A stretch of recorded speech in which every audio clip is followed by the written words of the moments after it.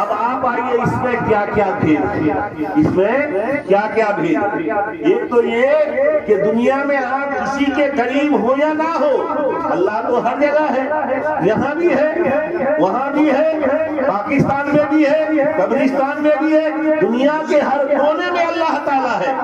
دنیا میں کسی کو کوئی ملے یا نہ ملے، کہیں کوئی چیز ملے یا نہ ملے، لیکن اللہ ہر جگہ موجود ہے۔ اللہ کو آپ جہاں تلاش کرو گے ملے گا، جہاں دعا کرو گے دعا قبول ہوگی، جہاں آپ جو کہو گے اللہ تعالیٰ سب کی سنتا ہے، سب کی قبول کرتا ہے۔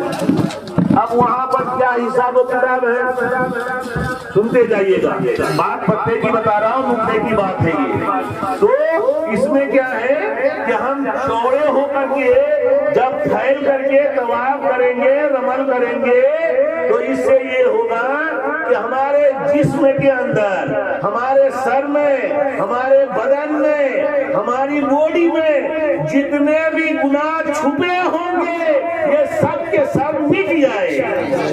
سبحان اللہ، کیا ہوگا یہ مٹ جائے گا، اور کفار کے اوپر ہم سب اپنے اللہ تعالیٰ کی نعمتوں سے مالا مال ہو جائیں گے، اور کفار یہ کہنے پر مجبور ہو جائے گا کہ مسلمان لشکروں کے اندر خوب طاقت۔ اب ہم ڈر گئے، یعنی کون؟ کافر ڈر گئے، یہود و نصارہ ڈر گئے۔ آپ یہ عمل کرنے کے بعد جتنا بھی آپ کو طواف کرنا ہے آپ طواف کرتے چلے جائیے، آپ طواف کرتے چلے جائیں گے، آپ کی گناہ معاف ہوتے چلے جائیں گے، اور گناہ معاف ہوتے ہوتے حاجی لوگوں کو ایسے ہو جاتے ہیں کہ سارے گناہ معاف ہونے کے بعد ایسے وہ ہو جاتے ہیں جیسے ماں کے پیٹ سے ابھی پیدا ہوئے، یہ گناہ بچا۔ تو حضرات، حج اور عمرے میں یہ فرق ہے، عمرہ والوں کے یہ نصیب نہیں ہوتا ہے کہ ان کے سارے گناہ معاف ہو جائے اور وہ ایسے ہو جائے جیسے ماں کے پیٹ سے بچہ پیدا ہوا۔ اس لیے یہ قوت، یہ طاقت، یہ شرف حاجیوں کو ملتا ہے کہ جب وہ حج کر لیتا ہے، حج کے ارکان ادا کر لیتے ہیں، صفا مروہ کا چکر لگا لیتے ہیں، مینا چلے جاتے ہیں، مزدلفہ چلے جاتے ہیں، میدان عرفات چلے جاتے ہیں، وہاں پر مسجد نمرہ میں بیٹھ کر خطبہ سنتے ہیں اور حج کے سارے ارکان ادا کرتے ہیں، اور حج کے سارے ارکان ادا کرنے کے بعد رب سے جب دعا کرتے ہیں کہ مولا تعالیٰ آج سے ہمارے سارے گناہوں کو معاف فرما دے، تو اللہ تعالیٰ ان کے سارے گناہوں کو معاف فرما دے۔ سبحان اللہ، سبحان اللہ۔ یوں تو عمرہ حاجی لوگ بھی کرتے ہیں، حاجی لوگ جو پہلے حج کرنے جاتے ہیں نا، پہلے ان کو عمرہ کرنا پڑتا ہے، صحیح کہہ رہا ہوں حاجی صاحب؟ پہلے ان کو عمرہ کرنا پڑتا ہے، پھر ان کو حج کرنا پڑتا ہے۔ تو حج کے دن تاریخ مقرر ہے، قربانی کے مہینے میں ہی ہوتا ہے، یعنی کہ ذی الحجہ کی 9 تاریخ کو ہوتا ہے، 8 تاریخ کو ہوتا ہے، 9 تاریخ کو ہوتا ہے، 10 تاریخ کو ہوتا ہے، یہ خاص ایام ہے۔ اور عمرہ تو زندگی میں آپ کبھی بھی کرو، کبھی بھی کرو، آپ کا عمرہ ہو جائے گا، قبول ہو جائے گا، لیکن حج ابھی آپ کے اوپر باقی، حج ابھی باقی ہے۔ لیکن دوستو اب فرق آپ نے دیکھ لیا کہ عمرہ کرنے سے کیا ملتا ہے اور حج کرنے سے کیا ملتا ہے۔ اس لیے لوگ مجھ سے یہ کہتے ہیں کہ جانا ہی تھا تو حج کے لیے چلے جاتے۔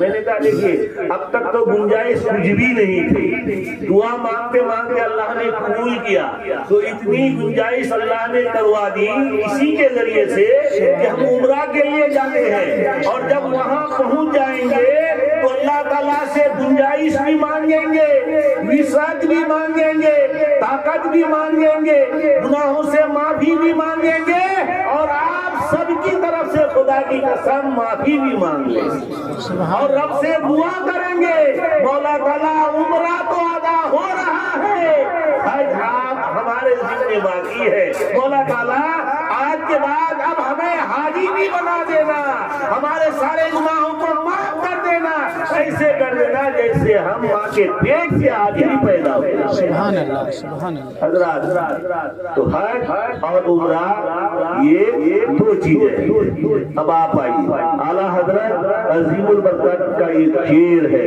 کہ حاجیو آؤ شہنشاہ کا روزہ دیکھو، کعبہ تو دیکھ چکے کعبے کا کعبہ۔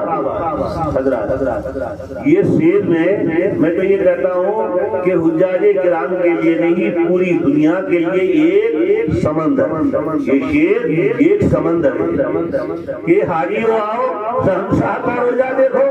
یہ شہنشاہ کون ہے؟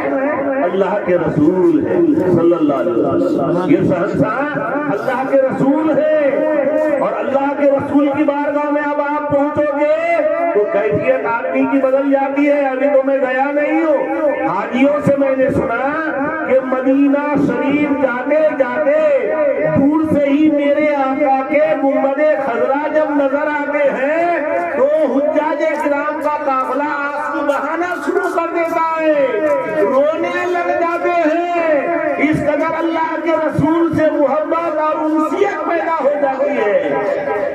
دوستو اب انسیت پیدا کیوں نہ ہو، انسیت پیدا کیوں نہ ہو، اس لیے انسیت پیدا ہوتی ہے کہ اے بارے الہ جو گناہ کیے تھے وہ تو معاف ہو گئے، یعنی جو کھائے تھے وہ تو ہضم ہو گیا، اب جو کھائیں گے وہ ہضم کیسے ہوگا؟ دوسرے لفظوں میں سمجھ لیجیے کہ اے بارے الہ جو گناہ کیے تھے وہ تو معاف ہو گیا، اب جو گناہ کریں گے وہ معاف کیسے ہوگا؟ حضرات اب دو باتیں ہیں نا، جو کیے تھے وہی تو معاف ہوا نا حاجی صاحب، جو کیے تھے ارے وہی تو معاف ہوا، ابھی گناہ کیے گئے پہلے سے کوئی معاف ہوتا ہے کیا؟ کوئی غلطی اگر ہم سے ہوئی ہے تو میں معافی مانگوں گا جبھی تو معاف ہوگا، میں معافی مانگوں گا، سامنے والا کہے گا جاؤ میں نے معاف کر دیا تو معاف ہو گیا، اب میں معافی مانگتے رہوں وہ ہمیں معافی نہ کرے تو کبھی معاف نہیں ہوگا۔ سمجھ جائیے اس بات کو۔ تو اب آپ یہ بتائیے وہاں سے آنے کے بعد حاجی لوگ جھوٹ بھی بولتے ہیں، بزنس بھی کرتے ہیں، اور بزنس جب کریں گے تو بھیا 1 روپے کی چیز کو 5 روپے بتانا ہوگا، 5 روپے کی چیز کو 50 روپے بتانا ہوگا، لیکن یہ شریعت کا حکم ہے۔ مان کے چلیے میں نے یہ موبائل 1000 میں خریدا، اب اگر کسی بھائی کو پسند آ گیا ہے تو یہ چیز میری ہے، چاہے میں اسے دوں یا نہ دوں یہ میری مرضی کی بات ہے۔ اب اگر کوئی زیادہ یہ اصرار کر رہا ہے تو میں کہوں گا اس کی قیمت تو میں نے 1000 میں خریدا تھا یا 1 روپے میں، اگر آپ کو زیادہ ضرورت ہے تو میں یہ 10,000 کی دوں گا۔ یہ بزنس ہے، یہ ناجائز نہیں ہے اور یہ جھوٹ بھی نہیں ہے حضرات۔ تو اس کی بات کو اب آپ سمجھ لیجیے کہ حاجی آؤ شہنشاہ کا روزہ دیکھو، کعبہ تو دیکھ چکے کعبے کا کعبہ دیکھو، اب آؤ یہ شعر کے تحت میں آپ کو حدیث پاک بتا کے اپنی بات ختم کر دوں۔ بات یہ ہے کہ اللہ کے رسول صلی اللہ تعالی علیہ وآلہ وسلم ایک دفعہ مکہ شریف یا مدینہ شریف میں موجود تھے۔ حضرت بلال کو حکم ہوا کہ اے بلال اذان پڑھو، اے بلال اذان پڑھو۔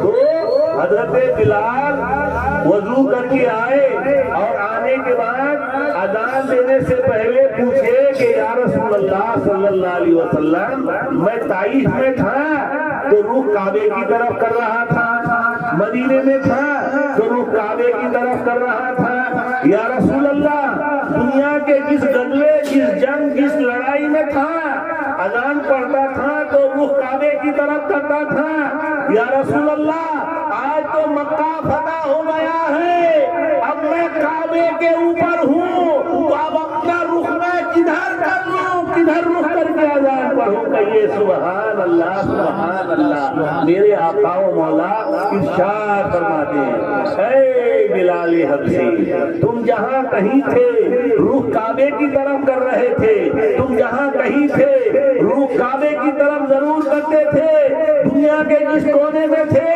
اب تم کعبے خانہ کے چھت پر ہو۔ کہاں پر ہو؟ کعبہ خانہ کے چھت پر ہو، اپنا اب میری طرف کر کے اذان سبحان سبحان اللہ. کیا عظمت ہے میرے آقا و مولا کی, کیا شان ہے میرے رسول عربی کی. اس لیے حاجیوں نے کہا کہ کسی اعلیٰ حضرت عظیم البرکت نے کہا کہ حاجیو آؤ, شہنشاہ کا روزہ دیکھو, کعبہ کو دیکھ چکے, کعبے کا کعبہ دیکھو. ارے اس کعبے کو بھی اگر کعبہ کہنے کا حق ملا میرے آقا کے صدقے میں ملا. اس کعبہ کو اگر آج زینت ملی ہے میرے آقا کے صدقے میں ملی ہے. اس کعبے کو اگر رتبہ اور مقام ملا ہے میرے آقا کی پیدائش کے صدقے میں ملا ہے. اس کعبہ خانہ میں آج اگر گناہ معاف ہوتا ہے میرے آقا کے صدقے میں معاف ہوتا ہے. اب آئیے ہم لوگ مدینہ جائیں گے. ہم لوگ اب مکہ سے کہاں جائیں گے؟ مکہ شہر کا نام. مکہ جس شہر میں کعبہ ہے اس شہر کا نام کیا ہے؟ مکہ ہے. آپ شہر مکہ سے ہم لوگ مدینہ جائیں گے. اب مدینہ جانے کی کیفیت میں نے آپ کو بتایا کہ سارے لوگ گنبد خضرا کو دیکھ کر کے روتے ہیں, آنسو بہاتے ہیں. حضرات اب ایک بات یاد آئی, ایک ہمارے علماء کے جید عالم تھے مولانا محمد حسین ابو الحقانی صاحب.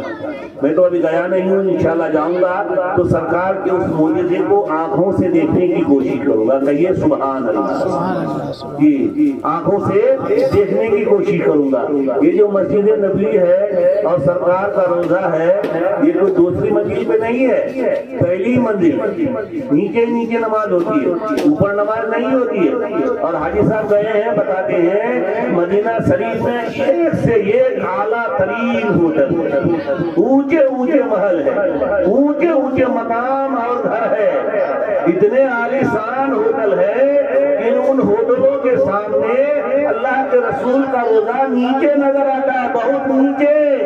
کہاں؟ مدینے میں.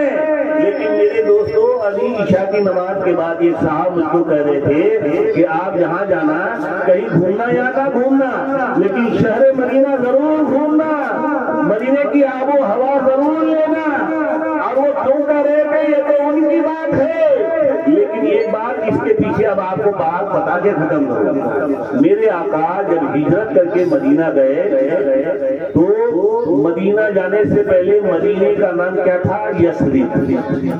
کیا نام تھا؟ یثرب نام تھا, یثرب. اور یثرب کا کیا معنی ہے؟ یثرب کا معنی ہے بیماریوں کا گھر.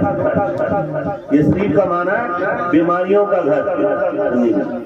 اب میرے آقا مدینہ جانے سے پہلے یعنی یثرب جانے سے پہلے وہاں پر لوگ بیمار رہتے, کھانسی, نزلہ, زکام, طرح طرح کی بیماریاں, کمزوری, سمجھے کہ نہیں لوگوں سے چلا نہ جائے, آب و ہوا موافق نہیں, سمجھے کہ نہیں چھینک پہ چھینک آئے, طرح طرح کے جو بھی کھائے وہ راس نہ آئے, جو بھی کرے جو بھی کھائے وہ سوس نہ کرے, لوگوں سے کام نہ کیا جائے, لیکن لوگ پھر بھی وہاں پر رہتے تھے. اب آپ آئیے, میرے آقا اگر آرام پسند ہوتے تو کہاں چلے جاتے؟ ابھی جو انگلینڈ بسا ہے وہاں چلے جاتے, جو امریکہ بسا ہے وہاں چلے جاتے. دنیا میں ایک سے ایک اعلیٰ ترین جگہ ہے وہاں چلے جاتے. لیکن اگر میرے آقا وہاں چلے جاتے تو یثرب ہی رہ جاتا. یہ بیماریوں کا گھر, بیماری والی جگہ تو بیماریوں کا مرکز ہی رہ جاتا. تو میرے آقا نے وہاں جانا پسند نہیں کیا, میرے آقا نے یثرب جانا پسند کیا.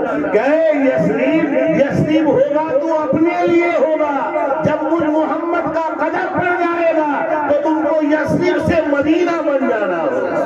سبحان اللہ. حضرات اب آپ آئیے, آپ کہاں چلے گئے؟ میرے آقا یثرب چلے گئے.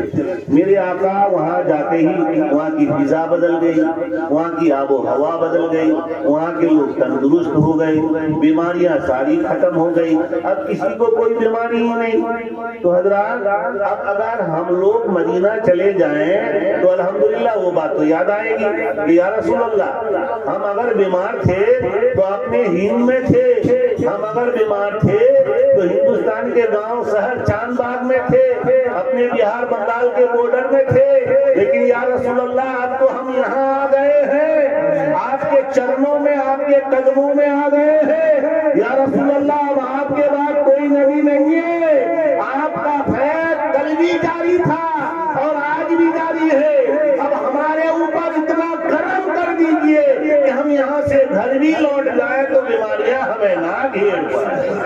سبحان حضرات ایک نیت تو ہماری یہ ہونی چاہیے. اب بات یہ کر رہا تھا کہ مسجد نبی نیچے ہے, محلات اونچے اونچے ہیں, مقام اونچے اونچے ہیں, اور مسجد نبوی سے اگر آپ دیکھتے ہیں تو بڑا افسوس ہوتا ہے. ہاں یا اللہ, آقا جہاں آرام فرما رہے ہیں, آقا کے اوپر اتنے اونچے اونچے محل, اتنے اونچے اونچے مقام, اتنے اونچے اونچے گھر.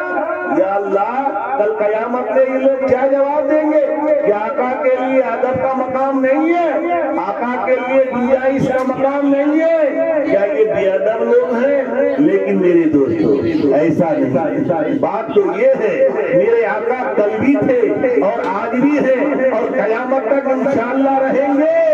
میرے آقا کے روزے اور مسجد نبوی کا آج بھی یہ معجزہ ہے کہ شہر مدینہ کے آپ جس کونے میں چلے جاؤ گے اور جی میں یہ ارادہ ہوگا کہ میں گنبد خضرا دیکھنا چاہتا ہوں, قسم خدا کی نظر پیچھے کر کے دیکھو گے کہ گنبد خضرا نظر. سبحان اللہ.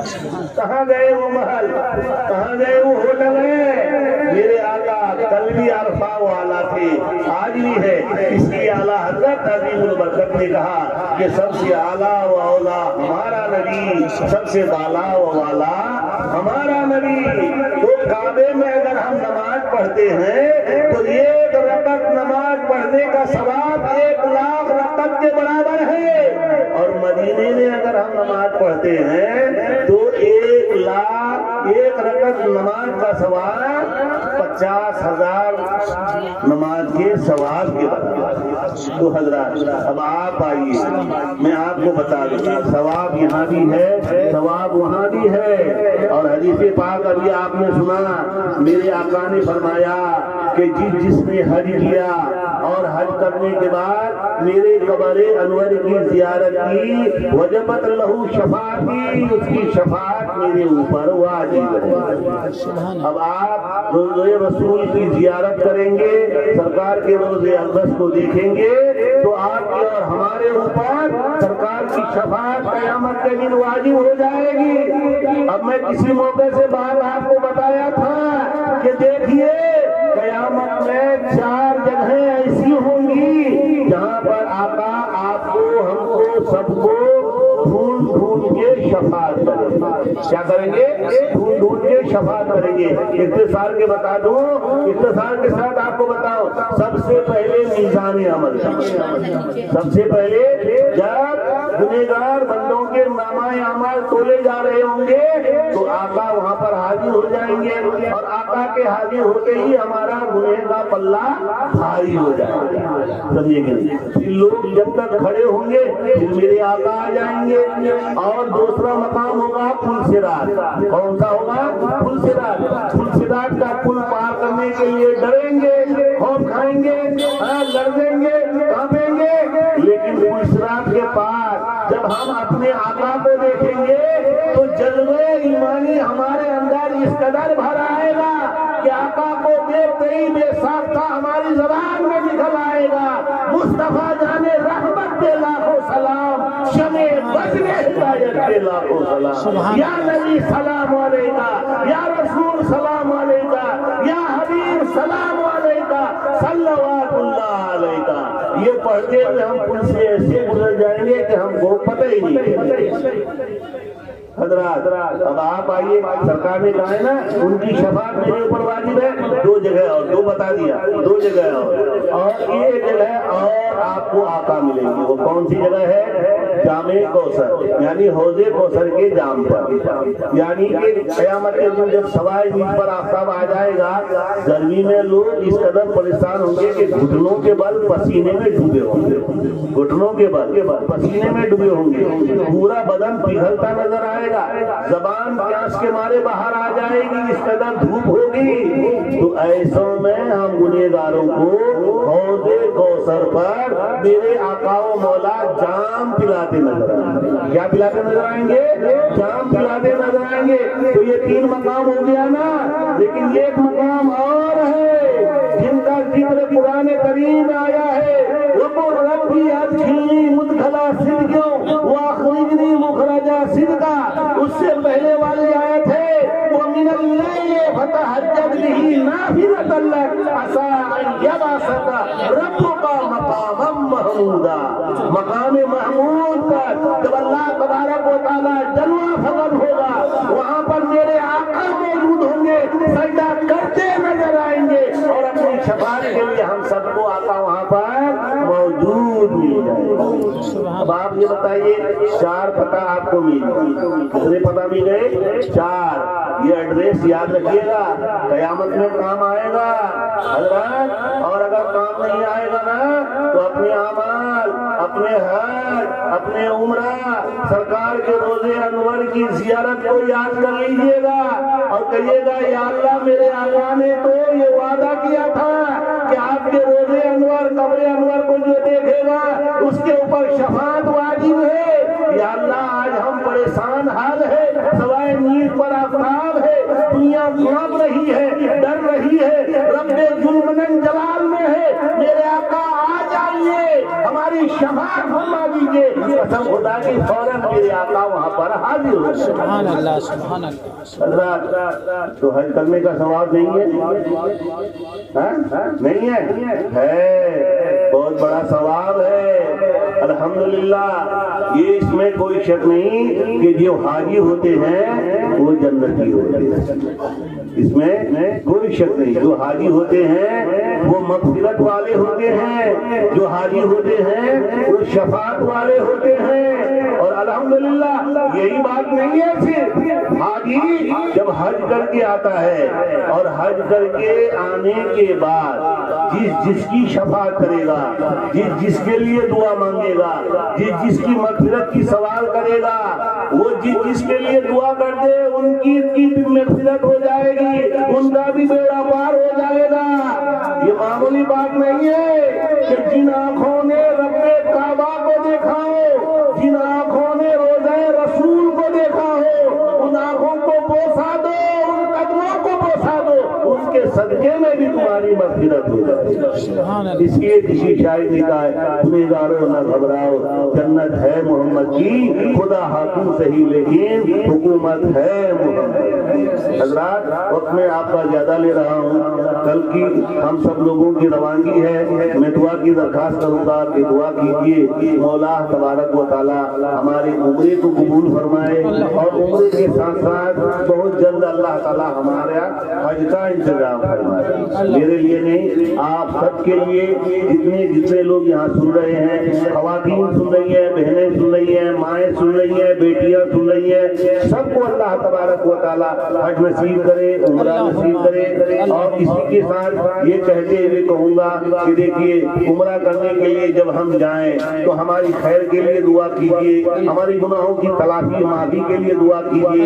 آپ سب کے لیے ہم کریں گے, ہماری واپسی کے لیے بھی دعا کیجیے. لیکن ایک صاحب نے ابھی مجھ سے کہا کہ امام صاحب آپ تو وہاں جا رہے ہیں, لیکن جانے کے بعد آپ کو محسوس ہوگا کہ ہم کہاں پیدا ہوئے, کاش کہ ہم یہیں پیدا ہوئے.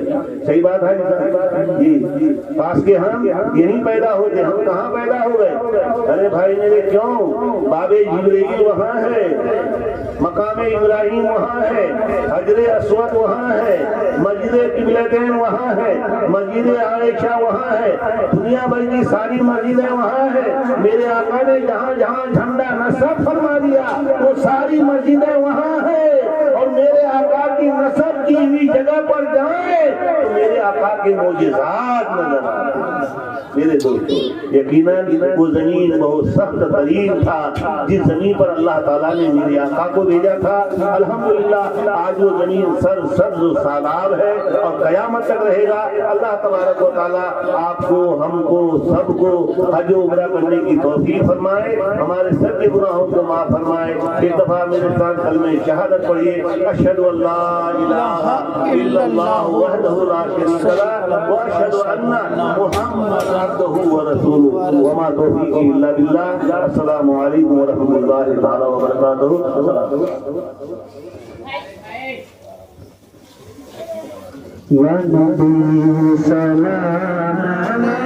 علیکم.